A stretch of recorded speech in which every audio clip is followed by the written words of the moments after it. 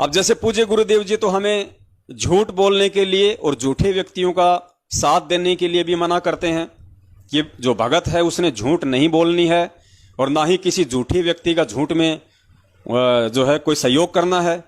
अब एक बात बताओ पुण्यात्माओं, आप किसी रास्ते से जा रहे हो और आपके आगे आगे कोई गाय दौड़ के आई और एक गली के अंदर दौड़ के वो चली गई और आपने देख लिया कि गाय इस गली में गई है और पीछे से कोई कसाई हाथ में लेके तलवार उसको काटने के लिए, वो छूट गई उसके हाथ से, वो काटने के लिए लेके जा रहा था, वो कसाई भी आता है पीछे पीछे और वो गाय उस कसाई की आंखों से ओझल हो गई, उसे नहीं पता कि कौन सी गली में गई है।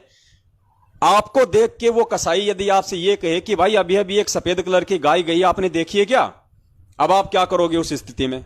झूठ बोलोगे या नहीं बोलोगे? अगर आपने झूठ नहीं बोला तो आपके कारण उस जीव की हत्या होगी और यदि आपने झूठ बोल दिया तो गुरुजी की मर्यादा खंडित हो गई।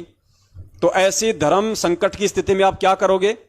पुण्यात्मा, वहां पे आपने झूठ बोलना पड़ेगा, क्योंकि वो झूठ जो किसी की जान बचा दे, जो किसी जीव की जीवन रक्षा कर दे, वो झूठ झूठ नहीं होता है, उसमें आपका कोई नुकसान नहीं है, क्योंकि वो झूठ झूठ होता है जिसमें किसी व्यक्ति का खुद का स्वार्थ होता है, जिसमें व्यक्ति का स्वयं का लोभ और लालच समाहित होता है, वो झूठ होता है।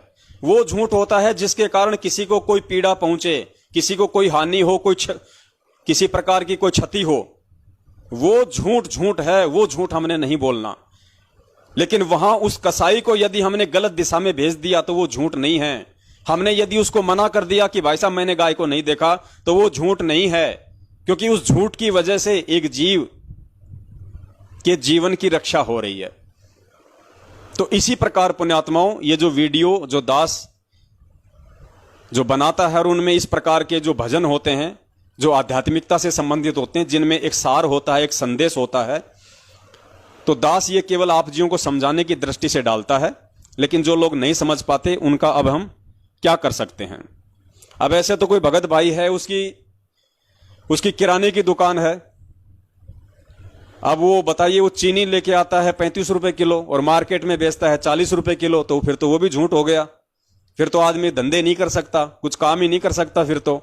लेकिन वो 5 रुपए वो झूठ नहीं है, वो उसकी मेहनत है। वो 5 रुपए वो झूठ नहीं बोल रहा। 5 रुपए यदि वो ले रहा है तो वो बाजार भी जाता है, सारा दिन वो खराब भी करता है, सामान लेके आता है, उसका किराया भी लगता है, उसका खुद का परिवार भी है, वो मेहनत भी करता है, आप लोगों को बैठे बैठाए खुद शहर जाके गांव में आपको सारा सामान उपलब्ध करवाता है, आप लोगों को सुविधा दे रहा है। तो वो 5 रुपए वो कमीशन नहीं है, वो 5 रुपए उसकी मेहनत है, तो वो झूठ में नहीं आते। तो इस प्रकार से पुण्यात्माओं हमने इन चीजों को समझना है। तो रही बात सतलोक आश्रम मैनेजमेंट हरियाणा के पीछे अज्ञानता में चल रहे मेरे उन तमाम भाई बहनों की, तो भाई आप लोगों को तो समझ में आएंगी नहीं ये बातें, क्योंकि आप लोग तो राग द्वेष और ईर्ष्या की आग में जल रहे हैं।